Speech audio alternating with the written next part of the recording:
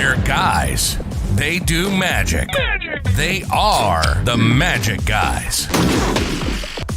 He's here. He's actually here. Guys, for those who watched back in the day, this is old school. Jason and Josh back in the same room. It's this scenario that brought me here. This beautiful picture of these two hunks in the same room together. That's how I started. Bro, we just we aim to please, baby. Except now it's better because we're live. And we're live. Yeah. You know what I'm saying? And we're live. And we're live. And we've got Doug here.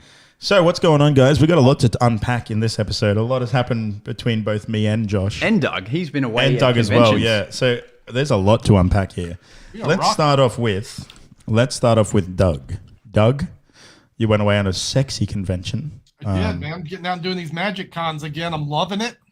Soirees of magic geeks. cons. You see that? Doug Con Older, doing the portly magic con. men dressed in card shirts. God, that was Old mates in tweed, you know what I mean? Everyone's got tweed with the elbow patches. I did new things. I closed that show at the convention. The guy asked, here's what he did. He said, Doug, we'd like you to close. And I said, no. I said, I'll open. He's like, okay, you can open. So I got my opening act together, which was 12, 15 minutes. I get down there, Doug, you got to close. So, well, anyway, I closed the show. Went well, kind of. You outshined the rest, didn't you? Hey, it was a good choice at the time. There were some great magicians here, but only a couple of professional performers. And you know the difference, right? I mean, you could be a great magician, technician, creator, historian. Yeah, but an awful performer, yeah. But if you don't know how to rock a room, well, there's a difference. Not that it's bad. And at a magic convention, there's room for all the houses of magic. But so it was my honor to do that. I did it, and they asked me back next year, so I'll be doing it again. That's what I did last week. Sorry, I was just seeing if I could still fit my mouth on this mic. Just bringing back old memories of coming to my place. What? Doing what at your place? The podcast. Oh, yeah. Naked. Yeah. Yeah. So I'm sure it won't be long till, how long till there's the convention, Doug? Wow. That's probably more professionalism than I have to do. No, it'll happen soon. Pretty soon. It's exciting. New Orleans 2023, the Society of American Magicians will be here. You guys should consider coming here. I did see that. Sean Farquhar posted it. Yeah. I'm not sure. Yeah, Sean Farquhar, yeah. They throw a great convention in this city, and we'll throw it down. I'm going to throw it down either way. I would love to come because the list of names that I saw was crazy, man. Did they release some of the? Sean Farquhar did, yeah. Yeah. Every time I say Sean Farquhar, I always think of Lord Farquhar. Yeah. Lord Farquhar. That's right. The little man with the overcompensating castle. I missed that. That's so funny. Gets eaten by the dragon. Shrek, baby. It's a funny show. Movie? Whatever. It's funny. But it sounds like it was good, though. It sounds like this is going to be a regular thing for Doug. Yeah, well, we're going to come to America, right? If you do your own convention, imagine how many Svengali decks you'll sell. Oddly enough, I didn't plan to bring a lot of merch. I brought some notes to sell. I made a new TikTok note because that's what everyone wanted to talk about the last time I did one of these. Did you kill it? Did you sell it? I did put some product in my bag, and I did sell some things. So I'll sell some things. I'm not opposed to some light capitalism. So is that just the shirt, or do I just look fantastic today? Apparently, we all look good. No, Thomas said thanks, Tom. Good. Appreciate that, Tom. All right, so enough about me. I mean, you're not doing a segue, so I'm going to do it. How was the Showman run? How was let me start off this story. Well, let me just premise. We did 4 shows over 3 days, and we knew there was going to be some kinks to work out. All of them sold out. Yeah, sellout shows. And so there were 4 shows, but Jason came to the first opening night. So if anything was going to go wrong or weird or whatever, it's going to be at that one. And I put on a show for Jason, so I'll let him. Let me see if I can put on a good story mode here.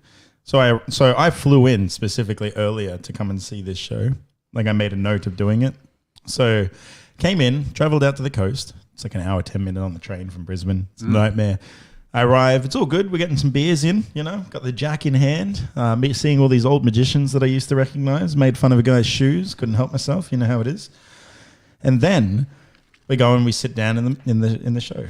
And the very start of it, the lights don't come on. So there's like 5 magicians standing on stage and only one of them is lit up, which is kind of funny. It's a little tech issue. But fortunately, the guy that was lit up is named Christopher Wayne. And he's a killer. Like, he's a professional. He knows how to handle a situation like that. So he made a joke, and I honestly thought it was part of the show. I deliberately thought it was intentional, so it worked out. Yeah, and then my favorite part of the whole act is when Josh goes on stage, right? Finally, he comes out. He's looking hippity hip hop, rippity rip rap. He's looking good. Well, this act you're talking about is the second act that No, the first one. The first one's good. Okay. Josh seems out less than enthusiastic about hearing this story. He comes out and he's looking all hip and ready to go, and he's got his music set up, and he's got people to pick 3 cards, which nobody could see because there was no camera on him for that section, because for some reason they thought it was a good idea to not have a camera on him for that section. So he gets 3 cards out, 3 cards signed, and from where I'm sitting, I can't see shit. He could have just pretended to have them signed, but it was pretty funny. Then it does the whole set, finds all the cards, and then it's just kind of like, okay, sweet. I should point out, Jason was sitting in the balcony, which in a 1,000-seat theater is like the furthest away. Should have accounted for it. Section. Anyway. We don't really care about the balcony watches that much. That's right. The people that paid extra for the tickets. Gosh, you're not supposed to tell the muggles we don't care. That's where we seat all the comp tickets, is on the balcony. That's where the bros go. It was the second part of Josh's set, though, that I love the most. He comes out to do a cube bit, gets a girl on stage. He's like, mix this cube up, and she drops it, and it just explodes. Like, unrecoverably, it's done. The Into cube 1,000 pieces. It just obliterates it. He's like, don't worry, I've got a spare. Brings out his spare, which is for emergency use only. Or, a different part of the act. And then gives it to her. She mixes it up. And then he's like, all right, let me show you how to solve it without looking. And he's like doing his whole thing, solving it. And then he goes, that was actually meant to be solved just then. Give me a second. You can see him looking around, trying to figure out where he went wrong. And then he's like, all right, let me show you how to actually solve one of these. And then he proceeds to stand on stage for 2.5 minutes solving a Rubik's Cube in front of 1,000 people. It was the funniest thing I'd ever seen. It was incredible. Yeah. So basically what happened was she comes on stage. Yeah, she drops it. Jason said all that stuff. So I always keep a spare one in my case, but that is usually in case I stuff up trying to match her mixed up cube, because I'm going to try and match the cube that is now sitting on the table. And if I stuff it up, that's why I have the spare one. But I had to use the spare one to mix up, to fix her smashing it. So now I'm in a pickle. Looking back on it, there was like 3 other things I could have done. But I was like, I need this to end some magical way. And it turns out it takes twice as long to solve a cube when there's 1,000 people watching you. When you've got the hot lights shining down on you, you can't even see 3 feet in front of you because of the stage lights. Yeah, so I solve it, and that it feels like forever, and it is forever. But then the actual routine ends, and we get through it all. And the funny thing is, did you beatbox for the 2 minutes? No, I couldn't. I could hardly even talk, Doug. I'm trying to remember the algorithms. Right. You threw out a few jokes there. Look, to his credit, I will give him this.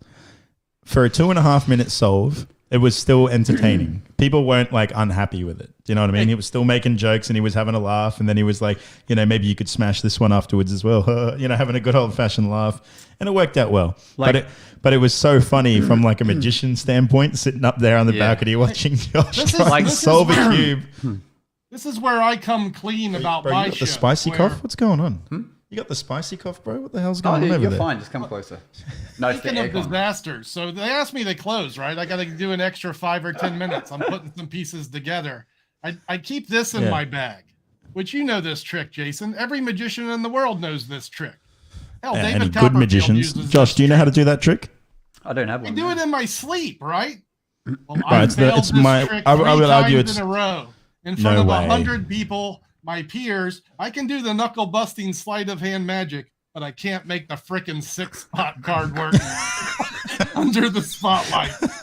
Oh boy! One of the things flies off the card. No. I go back for round 2. It's in the wrong spot, so it's not. I go back for round 3 because I'm a trooper. Wait, on the same set. This is the same set. The same set. No way. I would have just conceded after the spot fell off. I've been requested a repeat performance of this. Boy, that's so funny. It happens, right? Yeah. It happens, and you just work through it, right? Yeah, which exactly. you did. Which you exactly. did. Luckily, like people after the show asked me, one, like, was that meant to happen? Is that actually a thing you have happen? Is them drop their cube? Yeah. And then other people are like, yeah, you really saved the show by solving it. You know, these are non-magicians saying this. Right. But yeah, but then there was a cubo. There was like this 10-year-old kid that was in the audience. 15 seconds. Yeah. Can you? Yeah. Mommy. I was like, where were you when I needed you, bro? You little shithead. You should put your hand up and solve it for me.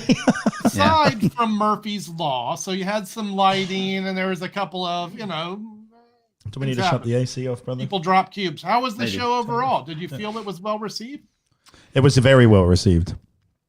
Yeah, in the end, the show itself was great. There was just, because all the tech team were doing all of the tech stuff for the first time live, a couple of little lights didn't hit here and there, but that was fixed up by the second show. Like, I really wish you got to see, like, the third or the fourth show. I heard about it, don't worry. Where it was all smooth. But, I was told. Oh, you were told? Oh, good. Yeah. Good. I did think about coming to see the Saturday night one. But I was like, at the same time, I was like, it's far away. What are you doing in the hood? Did you come in just for this show, Jason? Or are you there for other things too? Well, that's part of the stories that we'll share in this podcast. I came up here because one of my closest friends is getting married, and I'm the best man. And then also I was booked for 9 gigs. 9?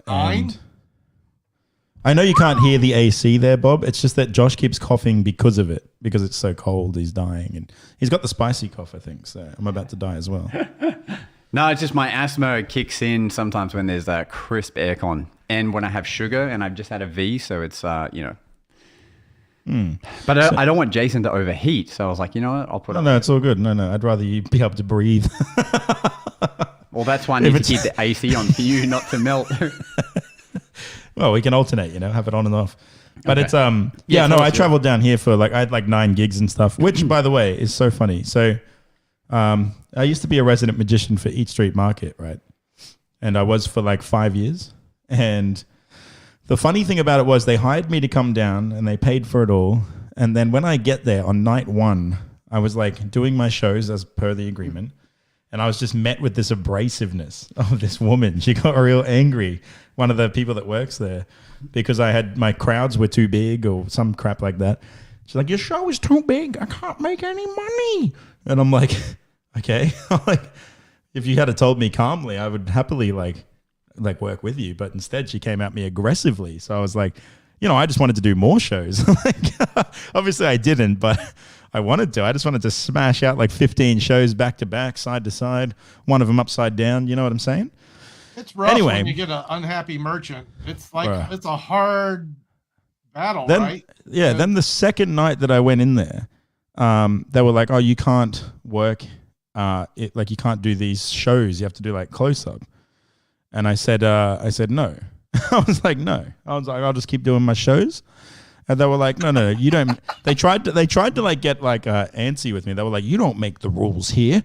We make the rules. And I was like, okay, well, if we're going to change my contract, you'll have to pay what I charge for close up. It's $1,000 an hour. Should I invoice you now, or what do you want to do?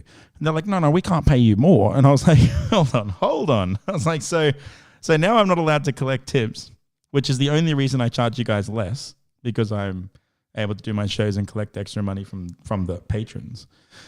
So now I'm not allowed to do that, but you still want me to commit to doing X amount of time. And I was like, no. I was like, that's not going to happen.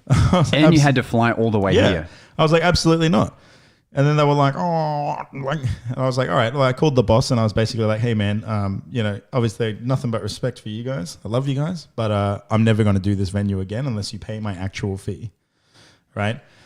And then they agreed that would be the case. And so now I just got paid 3 weeks worth of gigs that I don't even have to do.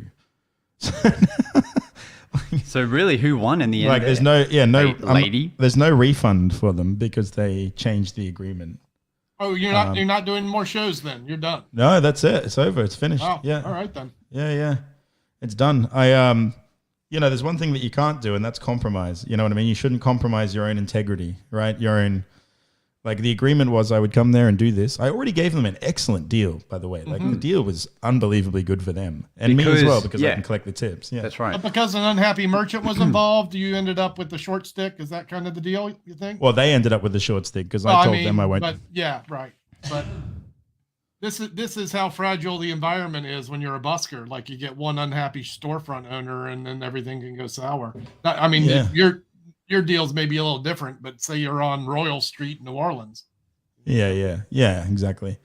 Well, ordinarily, like, if she had come up to me with like a less aggressive attitude, it might have been a different story. But it was like, all right, well, I was like, that's it. Well, buskers can benefit shop owners greatly if you work together. You give them a plug or two. If they have issue, you'd be like, you direct people to their business maybe or something, Which I used to do. Yeah, I used to do that.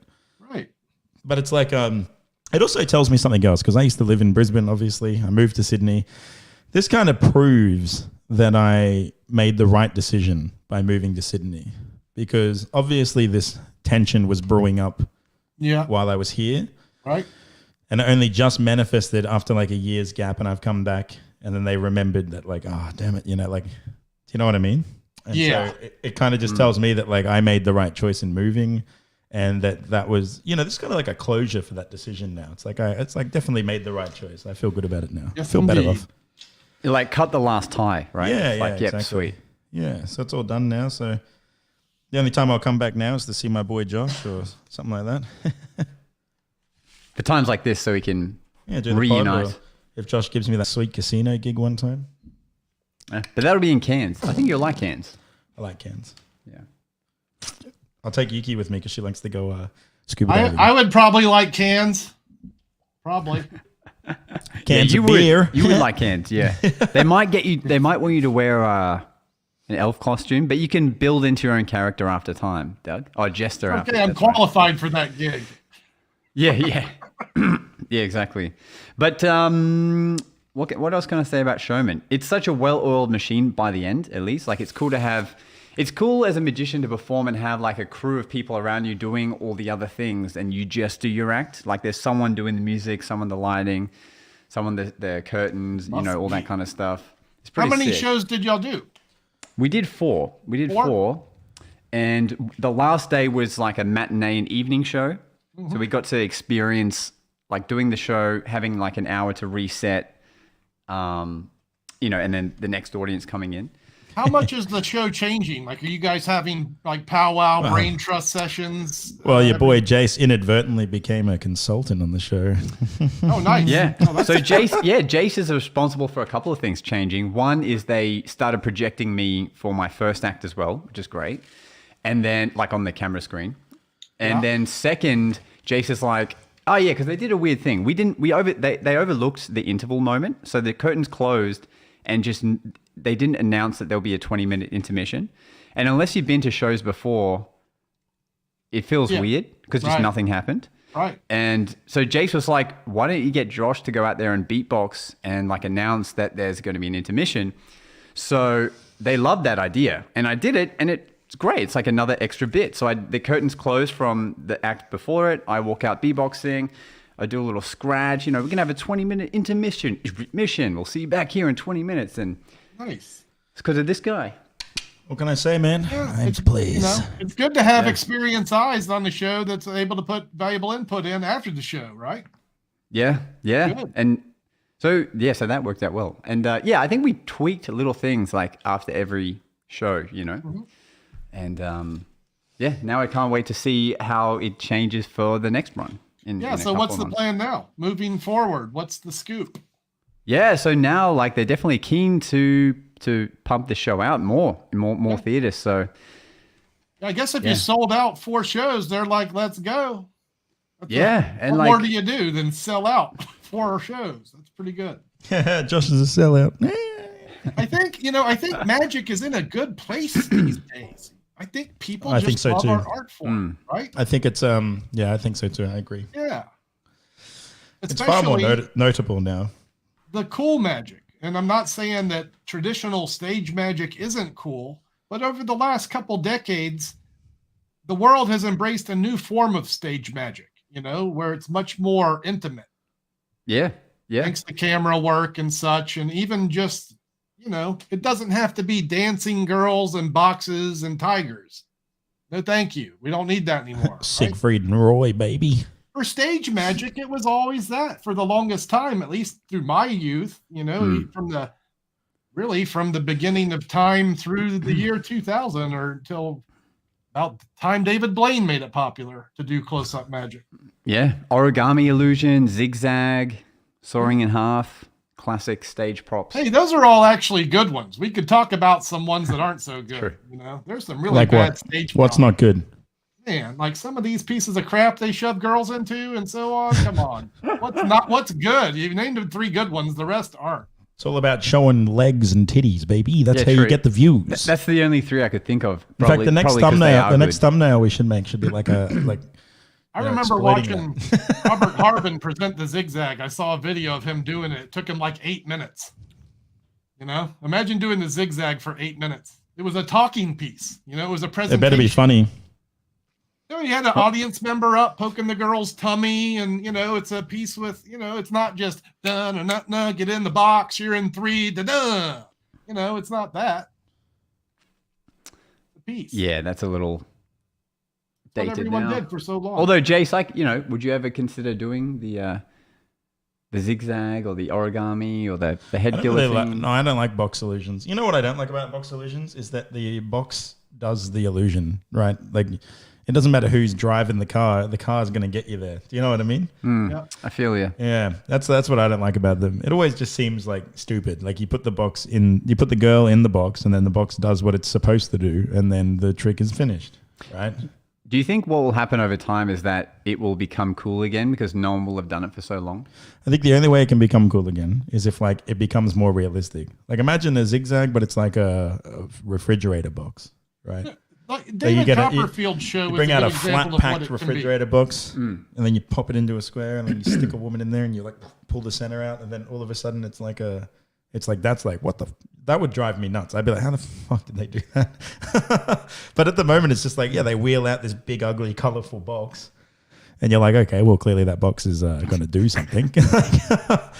But if a guy imagine a guy carrying like a fridge box under his arm, walks on stage and then does the same illusion, you'd lose your mind. You'd be like, what the Have you seen Hans Moretti do the box? He used to do an illusion in the round in a circus, which was quite that. He would bring a cardboard box out, set it up and do the sword box with this cardboard box. Audience member shoving the swords through. Box. And then he comes out in clown makeup and balloons and he's got a duck.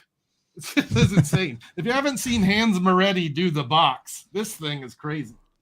Have you guys seen Jack? What's his name? Jack Grady or something? I can't remember his name. He's a Canadian magician on TikTok. Jack Grady. That's it. Oh, I love that guy. Bro, have you seen that guy? He's maybe my new favorite magician. I don't think I've seen him. So here's the thing. I like him to a point. I'm a little bit sick of the ass jokes, if I'm honest. But I will say his misdirection video was really funny. Have you seen it? I don't think so. So he goes, let me give you a little lesson in misdirection. And then it cuts to a scene. He's like naked behind a towel, right? And he gets a ring and he goes, check it out. And he throws it up in the air and it just falls down. He goes, whoops, I misdirection.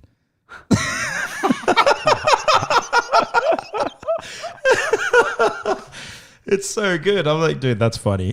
Yeah. That's comedy gold right there, baby. Look, man, okay, I like that. Maybe I will check it out. Yeah, he's quite funny. Is that possible? He is a unique to throw a ring up and catch it on your dick. I think it's possible, bro.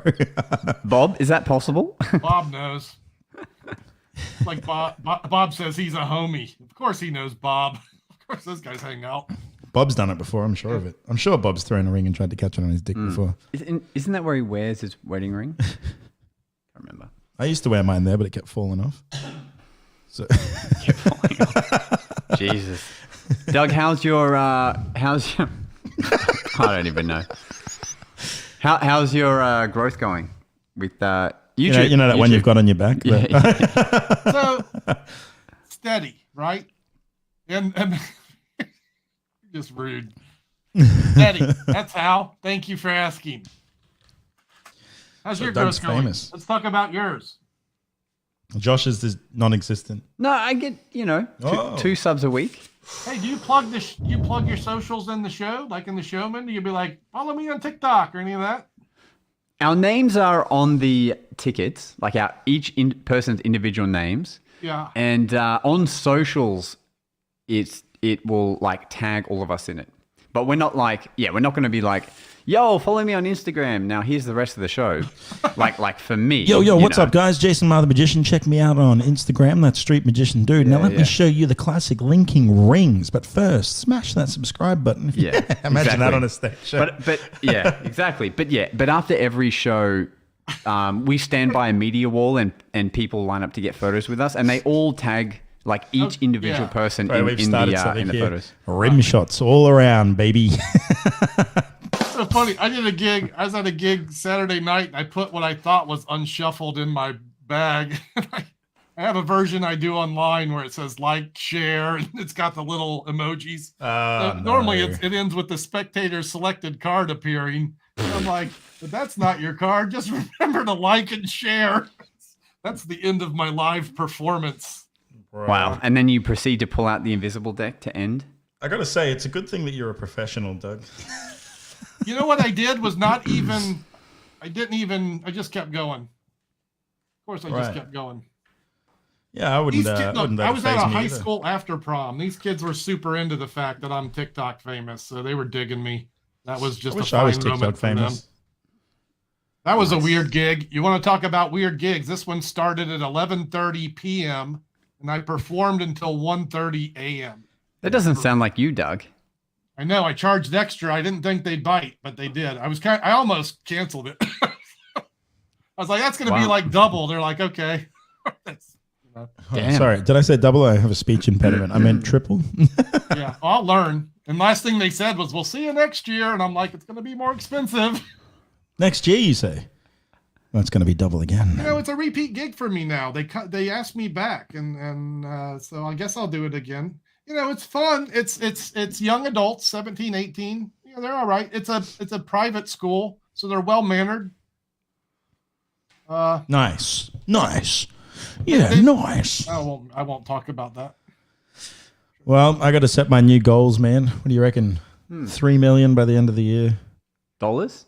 No. I think huh? Idiotic followers. You can do it, man. You can do it.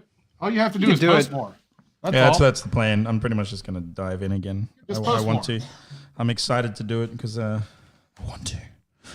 I want it bad. What about, are there any other goals other than metrics of followers? Yeah, I want to release like a magic course where I can encourage people to go and join my little magic school. Mm-hmm. You know what I'm saying? Here's some of the way I think. Pro Magic Jason. Pro Magic not live. What were you saying, Doug? I like to think of ways that I can kind of pay it forward a little bit. So when I'm looking to travel this summer and showcase in particular brick and mortar magic shops where I might go do a lecture at a store, but spend extra time in that store going, hey, here's this place. Y'all should go check this out and, learn some magic, foster the good stuff. So between putting eyes on it from social media and then, being there to do events, hopefully that will make the magic world a better place. That's my side hustle, making the magic world a better place. Oh, I spoke with a friend tonight. Speaking of which, I just packed him a set of cups and balls. Jimmy Talks a Lot agreed to do our show. He said, what can I do for you, Doug? Yeah, that's good. What you can do. You can come on our podcast. So I'd love that. I'd love to chat with old Jimmy. Just be careful, though. He talks a lot. I was going to make a joke also about that. Yeah. He is not one to do things like this. Not the most technical person, but this is an easy hookup, right? For a guy with a cell phone, they just hit the eCam link or whatever it is, and they're on here. Yeah. Yeah. We'll have to promote the balls out of that one. Yeah. Yeah, it'll be fun. So he was a little hesitant to do it today, but he was ready to be a bro and jump on today. And I was like, not today, Jimmy, but we'll get you on. But doesn't have, so it could be soon. Next week we got Eric Leclerc, and then the week after that we got Jimmy Talks a Lot, baby. Yeah. Just say when. We'll talk about that later, baby. And you can tell me when. I'll tell him to be here. Yeah, hell yeah. Yeah. Hell yeah. You'll be back in your studio by then. Yeah, I'll be sitting there in my studio like this. Word. It'll be a fun one. I also had, I won't mention that. We'll talk about that later. What? Daniel Roy. Well, remind me to talk about Daniel Roy. And Daniel, if you're watching this, we're going to be asking you to be on the show soon. I've asked him many times. He's a busy boy. Yeah. He said yes to me a couple times, though. Yeah, same here. It's like, yeah. We always chat about like camera gear and like, magic and stuff. Roy's a real down-to-earth fellow. There are a few guys that I've reached out to, and it's just like... Should we get Spidey Bedros on here as well? Those kind of guys are always busy. So it's like, yeah, I'll do it when I have time. Yeah, the workers. Yeah. They're all workers. So it's like, yeah, we'll get you, but it'll take like 2 months. No, I get it. They're all workers. Getting that way. I've dug myself a very busy hole. My days have become about 12 to 14 hours a day. Really? Most of it is involved with this magic business, the retail end, which is not my favorite part, but it's an enormous time suck. And then you got to spend an hour counting your cash. It's not even like that, because I do things like send my friends that. He loses it all on postage for free. I'm not even making profit off the magic shop. Why not? Because I send free shit, and I buy all. You never send me free shit, bro. What the? I have too. You lie. I've sent you shit. Oh yeah, you did send me shit. You sent me some shells. Yeah. But I love that trick. I love that trick. That's a good trick. You got any other good stuff, man? You know, my lovely wife, went to Japan to see her family, and I was going to go with her, but then I decided not to. I thought it would be a good idea for her to just spend time with her folks without the English-speaking husband. You know, tell us the real reason. And so, but while she was there, she went to the magic shop. There's like heaps of magic shops in Japan. And she just picked up a bunch of magic props for me. She's like, oh, Jason doesn't own these things. And she just bought a bunch of stuff. Did she get some good ones? She did get some good ones. She made some good choices. What'd you get? She picked the coins. You know the coin cylinder? Not like the coin with the shell. I'm talking about the one where like you put the pennies in the top and they penetrate through a coin to the bottom. Yeah. Yeah, she picked up like a classic one of those. Damn. Yeah, she got the one you did where it's like the cards all change and then it's like a photo of the cards. Like, does that make sense? Where it's like you got a bunch of 10 of clubs or whatever and they like split and then. Oh yeah, Presto Pruno. Yeah, that one. She picked up that one. That's a fun one. I was like, great choice. What else did she go for? She went for a few good things. Imagine a world where she got the coin mallet. Have you seen the coin mallet? So it's like a little. It looks like a little mallet, and you've got a little tray, and you hit the tray, and it produces a coin. Like, and it like makes a coin. It's actually kind of dope. Just one? Oh, you can do it multiple times. Just produce all these coins. Yeah, fun. It's kind of dope. Is it like suitable for like a stage show, like a? Yeah, I guess so. Showman maybe like a show. parlor thing. Yeah, I guess so. You could. Yeah, if you had like a camera up and you could do it. Yeah, for sure. It's kind of cool though. She just picked up a bunch of stuff that I'd never seen before. Like stuff where I was like, this is kind of weird. Where is she shopping in Japan? That was in Hokkaido. No, that was in. Where was that? Osaka. In Aikido? Osaka. Would that be Tom Anasaka's shop? Bruh, that's racist. Be careful. You might upset some people. But that's what the prop's called. The Aikido box. Yeah. Is she at Magic Land? She's at Magic Emporium. No, she's I don't know the name of the shop. It's just like a little like hidden in the wall kind of shop. You know, like you go up some secret stairs and there it is. Magic shop. Bob's still waiting to see Jason's performance of the coloring book. Is that coming? We have it upstairs, actually. He's talking about like the idea of putting the. Did I tell you guys the presentation I had for it? I don't think so. No, okay, I can't perform it on this. Is it the adult book? Yeah. Ah, right. The idea that I had of like hiding explicit images within it. Yeah. Right. This is how I hide my stash. Yeah, I can't do that one though. I can't. That's funny. We'll get shut down. Yeah. No, don't steal my stuff. I see you there thinking, how could I add that to Showman's? You can't. You can't add that to Maybe Showman's. the Naked Magicians. Why do people always steal my material? I already wrote half your Showman show for you. Why do I have to do the rest? I mean, you're halfway there. You may as well. Might as well finish the rest of it off. Right? Yeah, but that's Oh right, yeah, that's right. You sent me a colouring in book, but you never gave it to me. You son of a. Well, I figured you had enough stuff. You were like, "No, I don't want that trash." I didn't say that. Yeah. I said, if Bob's touched it, I don't fucking want it. No, I literally have it still packed. You know what happened, Bob? We tried to open it, but the pages were stuck together. Is there anything you want to tell us about that? Is there? We had to get a chisel to crack them open. Like, what's going on with that? We know a deck can be hard to break in, but that was ridiculous.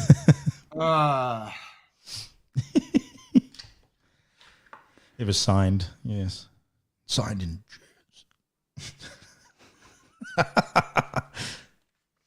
Can do the news.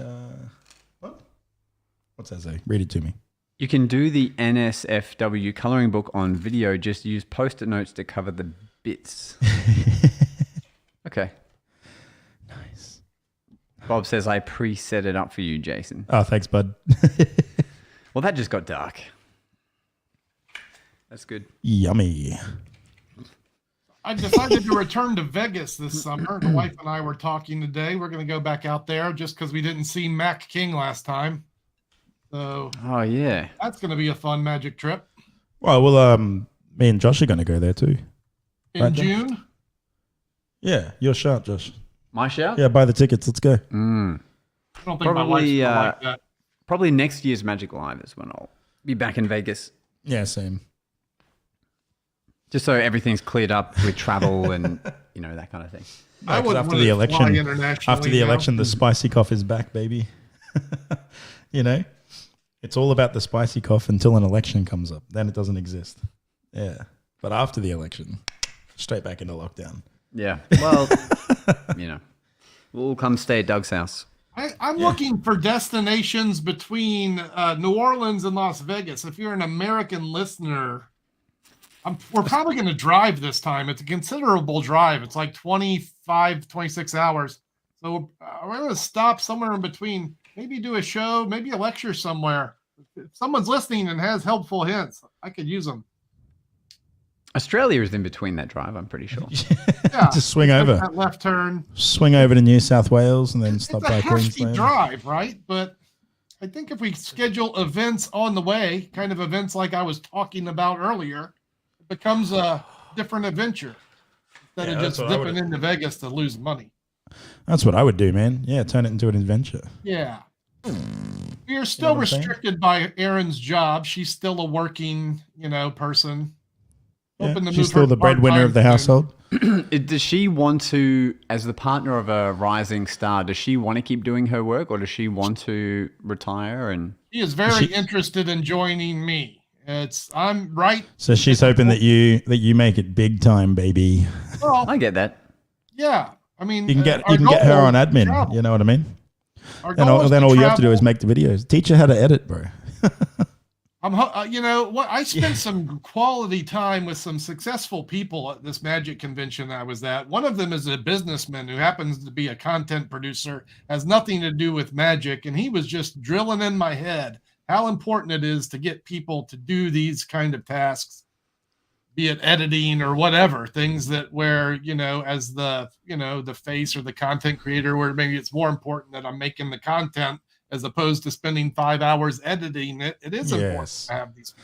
Yeah. I mean, if Mr. B says it, you know it's true. Yeah. You need to, You can't divide your focus like that.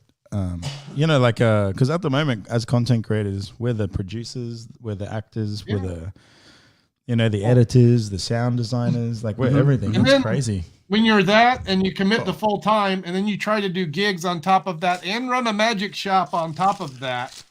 That from Sandy. No, you're right. You're right. Because imagine how much time you'd have for content if you didn't have, if that's the only thing you had to do. So it's like any one of those things is a reasonable pursuit. Yeah. But I love every minute of it, honestly. I'll be ready to not do every minute of it in a year or two, I'm sure, though. Yeah. That's when we jump in an RV and just travel the country. Yeah,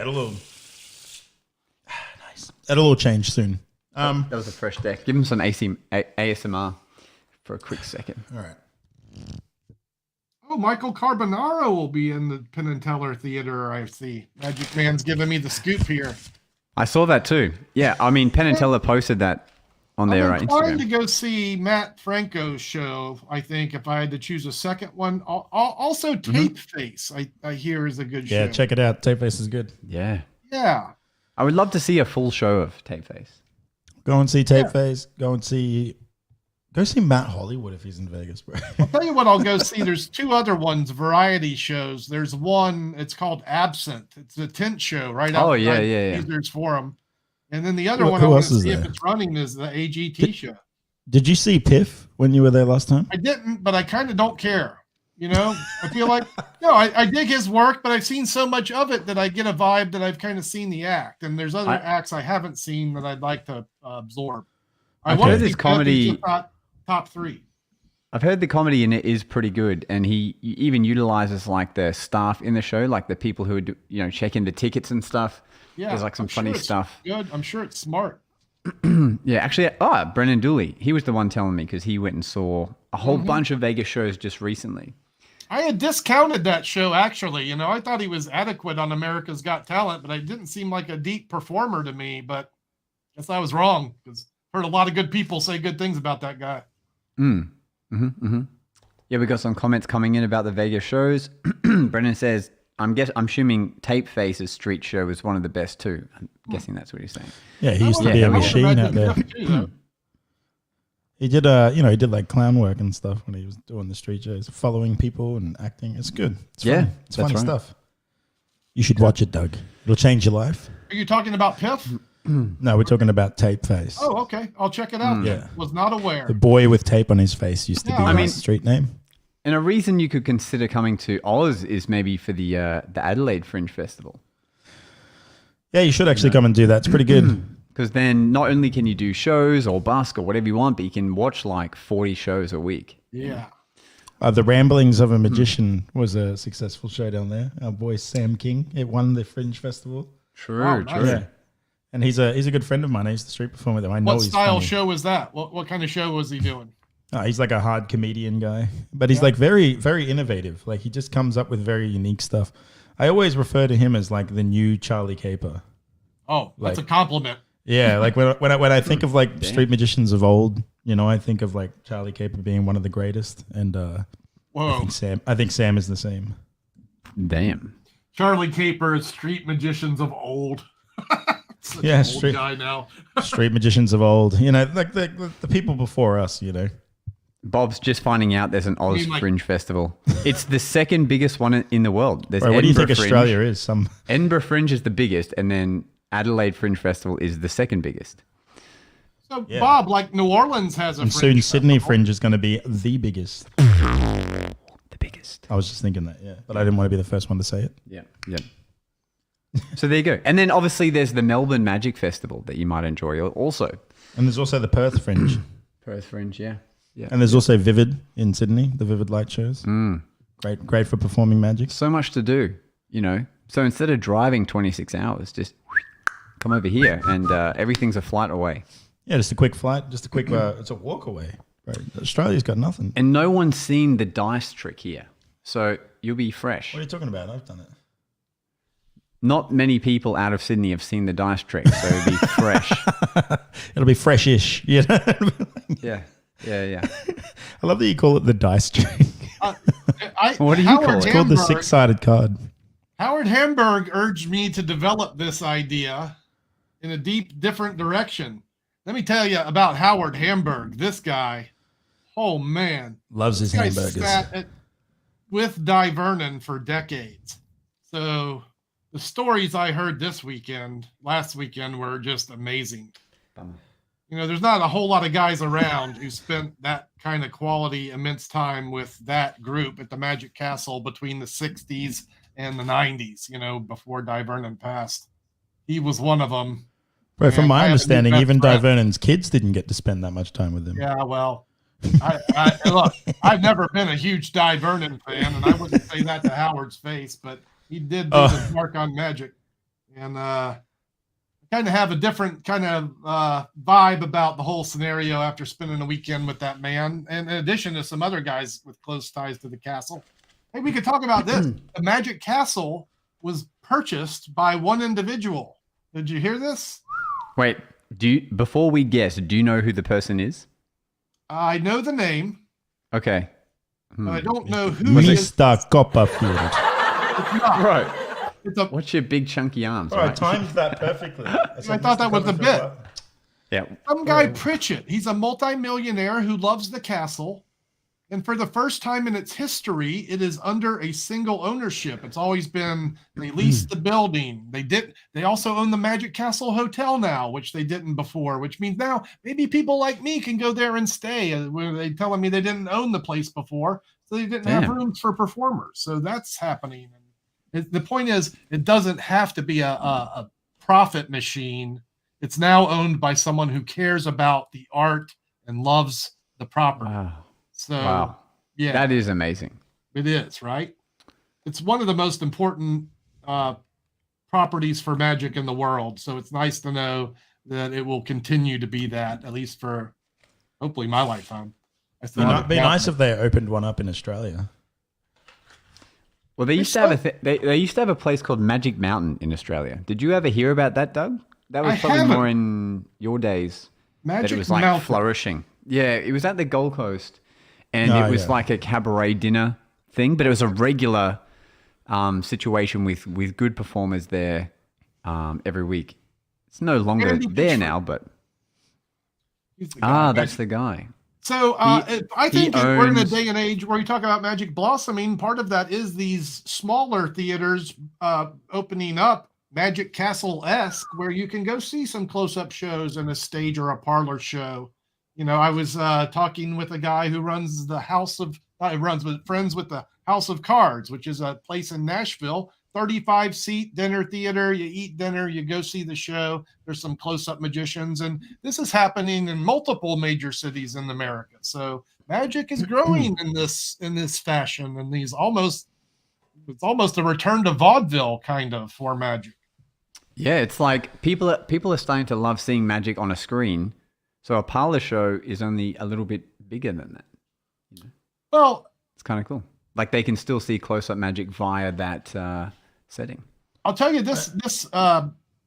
There's a couple of them that have seating where the dinner tables are angled and the performer is at it's just custom designed for these Magic performances. I'm talking about the Prestige or the what's the name of that one? There's a few of them. Like I said, they're popping up, places like Chicago Magic Lounge. That's another one. Yeah. The one I love is the one that Dennis Beer part owns in Germany, I think it is. Ooh. And it's I can't believe I can't remember the name. Pictures of that. Because I actually approached an engineer to find out how much something like that would cost to have built over here. Turns out it's a lot, but the theater looks so good. That kind of thing would just be insane. Wasn't your ultimate goal to end with just a show that you could do 3 nights a week or so? Like Steve. Oh, you mean like Steve Cohen? Yeah. Yeah. I mean, for sure. To have my own resident close-up / parlor show, for sure.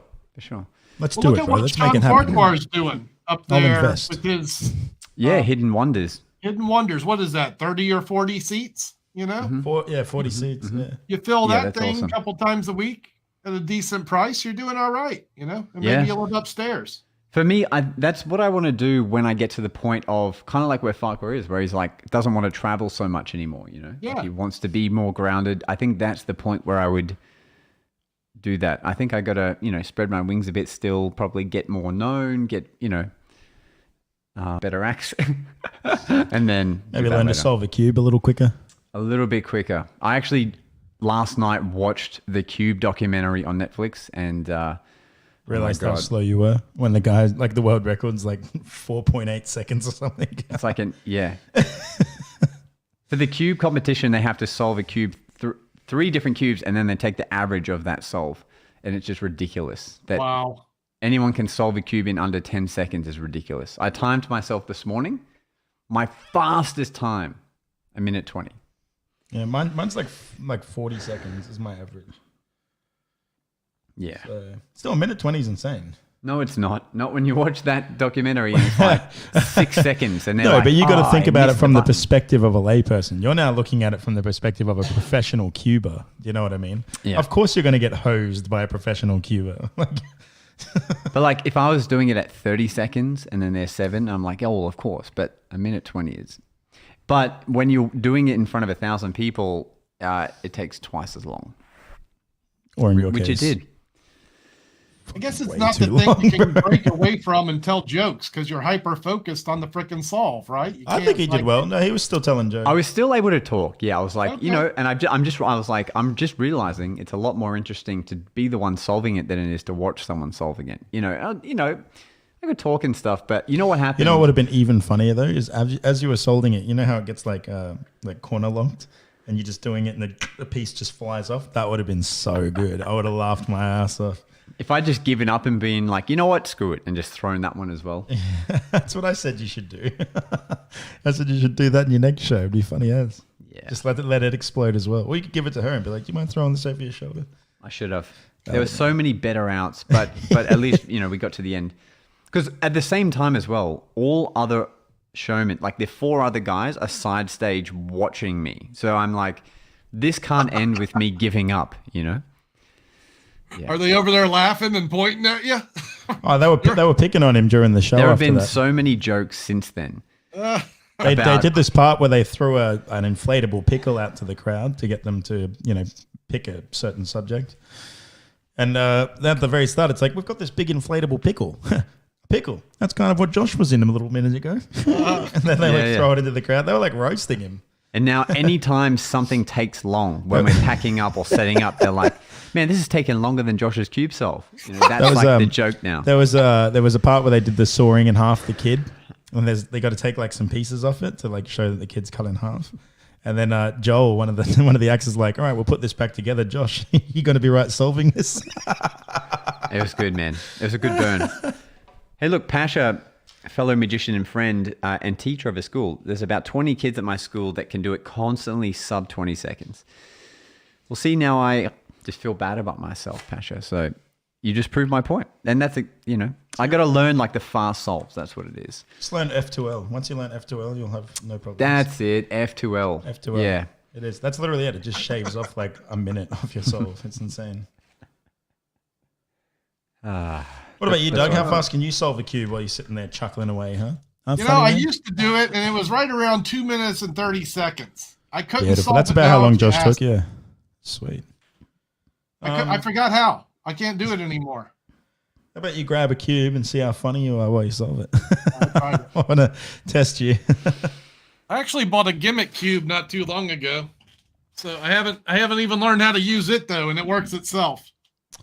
You know what I have to do? Do Josh and Jason live near each other? No, I live in a completely different state. He lives a plane flight away. Yeah, but he was like, you know what? My camera's not working. I'll just fly to your place for today's podcast. And he did. Yeah. My camera's running low on battery, and I couldn't be bothered charging it. So yes. Just skedaddle to Brisbane. Yeah, but Bob's right. We used to live close to each other. But while he's here, we're going to try and film some stuff and nice. Make the most of it. But yeah, we used to be like 20 minutes away. How long are you going to be in town there? I fly back on Thursday, and then I fly back again next Thursday. That residency messed us up. Our schedule. Right. There's no point me being here, so I'm going to go back and do some work back in Brizzy, Sydney, sorry, and then I'll come back to Brizzy again. I mean, it's flights aren't that bad. They're like $120 or something. They're pretty cheap. Yeah. Hey, Doug, have you ever seen those ads on Etsy and stuff where you can buy a cube that has a button that you press and it solves? So no, I haven't seen those ads per se, but I have seen cubes that solve themselves. So familiar, yes. Yeah, so I wasn't aware of that.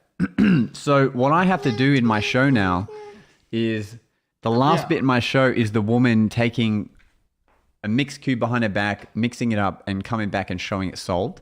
And the only way I could fix people not thinking it's one of those cubes is I have to let her keep the cube. So she solves it.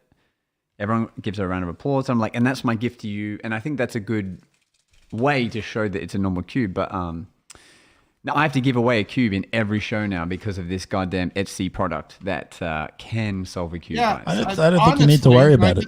I know a lot of guys don't do cube magic, so I don't want to crap on it. But this is when I became disinterested in cube magic. When I saw a robot cube solve itself, I said, "Well, technology is beat magician." It's also the fact that the method is the trick, right? Like the solution is the method. It's just kind of like, I don't know. It's kind of weird for me. But the reason still great room for good cube magic. It's still viable. Like what, Doug? What? Name one trick that doesn't just say, "Hey, this cube is mixed and now it's solved." Go on, do it. The prediction effect. It's the same thing. This cube I bought will allow me to solve it behind my back without looking. So I can take a really mixed cube and then not look at it honestly and solve it. So this is X-ray or sightless vision. There's another effect. You know what's a good... What about the mentalism one where you can put it behind your back, they name a color, and you bring it out and show you've only solved that color? Yeah, sure. I mean, that's kind of... I also created a new effect that I still solved a color. Right? Yeah, still solved. I didn't want to talk about this new release I got. Imagine this. Imagine you walk out on stage and, I don't know, you're spinning a Rubik's Cube, and then you drop it and it smashes all over the stage. Just imagine that happening. With a wave of your hand, the pieces all zap back. That's been done. It's been done before by a good friend of ours named Vincent Kyo. But he has it in a bowl. My version's going to be he does the part where it falls off the table market. and then the pieces come up and solve onto the top of the table. Remember? No, I haven't seen this Fizzimac. I've never seen it. It's incredible. It's smashed and restored. It's incredible. Yeah. He's very innovative. This man. You know what I need? A change bag, and that'll be like the most magical restoration of a broken cube. That's right. Just one of those mirror boxes. You see nothing in here. I put the cube in. I close this door. When I open this one, though, solved. So in my show, Doug, I have a big Rubik's Cube mascot who's like my assistant on stage, and I think it would be cool to utilize him more in the show. Like, imagine if I could start with a cube and then have it change into the costume, like blow up into mascot. That would be cool. Imagine you just check it out. What about this picture prediction where it makes you have a bunch of cubes that magically form a picture? Have you seen this thing? Yeah. Someone mentioned it before, the cube wall. I have seen that. Maybe that makes the mascot. Cube wall is pretty cool, actually. Yeah. That's a pretty good trick. And Tom, you are right. Stephen Brundage can do all these effects. Yes. Of course he can. But can he do a backflip on stage with the cards in his mouth? Huh? Can he? Bet you he can't. It seems he recently met Sean Does Magic, that guy. The cube effects that require gimmicks are valuable. The skill-based ones are not as much, simply because the real skill-based cubers, they got us. They're doing anyone who's a cube solver knows what's going on. Yeah. Have a Chucky. This will help you feel better. Oh, thanks, bro. Don't mind us. Fantastic. Little ASMR for you. Little ASMR. I might just wait till 5 minutes from now when I can just eat this without all the viewers. So anyway, the next thing that we're going to do is I'm going to be flying back to the old Sydney. You know what I'm saying, brother? Yeah, bro. Yeah, and then I'm going to be cranking out the content. I'm back on the grind, baby. It's time to become famous. What are you feeling? Short form, long form, both, middle form? Both. I'm going to be slamming it, brother. Wow. I'm just going to post whatever the hell I want now. Like, I just was too concerned that I had to pander to an audience, right? And now I'm like, you know what? Like, I love you guys, but man, fuck you guys. Like, I'm not gonna sacrifice my own mental happiness. This is the exact reason I posted a 4-phase oil and water today. No one wanted that. No one's asking for a 4-phase oil and water on the. I was. Don't you remember? I messaged you and was like, "Bro, could you do a 4-phased oil and water? Not just oil." But could you have them have different backs as well as? That's silly. But nobody does that. But I haven't seen that before, Doug. So thank you for performing that. It fooled me, and I enjoyed watching it. Thanks, Dave Solomon. I actually get a lot of requests for oil and water. It's weird how people how about oil and water? You do oil and water? I don't like that trick at all, really. So I learned it just because I got requests for it. And they think you are Jesus. Plus, you're also a snake oil salesman. So pretty much, that's what I do these days. No, that trick is gaff to the hilt. That version I did today, it looks like skill. What? I thought it was real magic. What the I thought it was like hard, raw sleight of hand. I didn't realize you were There's using friggin' the hard gaff. part for that one was remembering all the displacements. There's about 3 or 4 in there, and You're like gotta flip this little flap over and turn that around. It's not bad, but kind of like that. It's a lot, right? And here's the real shitty part. When I did the first take, and I'm like, I nailed it. That's it. And there's 2 frames where I got a little flash. So I go back, I do it again. It takes like 10 takes. Finally get one. Same thing. Bro, just be a cheap ass and edit out a few frames. I will speed it up. I won't edit the frames out. No, I don't do that either. It took about 30 takes. But the thing was the delay, thinking I got it. Like, I got it. This is good. And it's in the edit. Do you know another thing? On your camera, this is something that I explained to Josh before. There's a little thing that's like 1 over something. So it'd be like, for us, it's 1 over 60. It's called the f-stop. Not the f-stop, sorry. It's called the frame rate, basically. The FPS. If you look at your camera, in the bottom corner of the screen, there'll be a little thing there. And if that is higher than 60, it means that your camera is like capturing frames faster. So I set it at double the shutter speed. So it should be 1 over 50, right? Or 1 over 60. Something like 1 over 60. Yeah, I'm shooting at 29, whatever, 29.97, whatever that is. Then you just gotta move faster then. Oh, in that case, Doug, you just suck. You just gotta have a red Bull so you move a little quicker. That's all. Flashing the gaff. It's a that sounds sus. Indexer, I'm flashing the double. I'm like, there shouldn't be red there. It's that kind of problem. Right. Yeah. I mean, you can't win them all. Have you ever like posted one? Like you do it, you watch it, you go through the edit, you like go frame by frame, you swear it's perfect.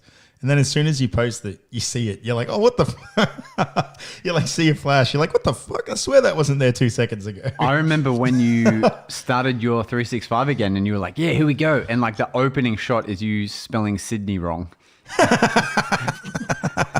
Bro, I double checked the shit out of that thing, man. I was like, yeah, here we go. And then, I looked at it. I was like, oh, my bad. Yeah. My mistake. Vlog 1, I've just moved to Sinadini. Yes. But in my defense, Snidey. I think I spelled it as Snidey. Yeah. So good. Incredible. Tom remembers that. Yeah, good times. I look forward to seeing some YouTube content from you, bro. Yeah, I'm going to start. Here's the real question. Is Trick a Day May happening again? Yeah, I'm going to do that. I think that'll be fine. Bro, let's do it. Let's do it. All 3 of us. Trick a Day May.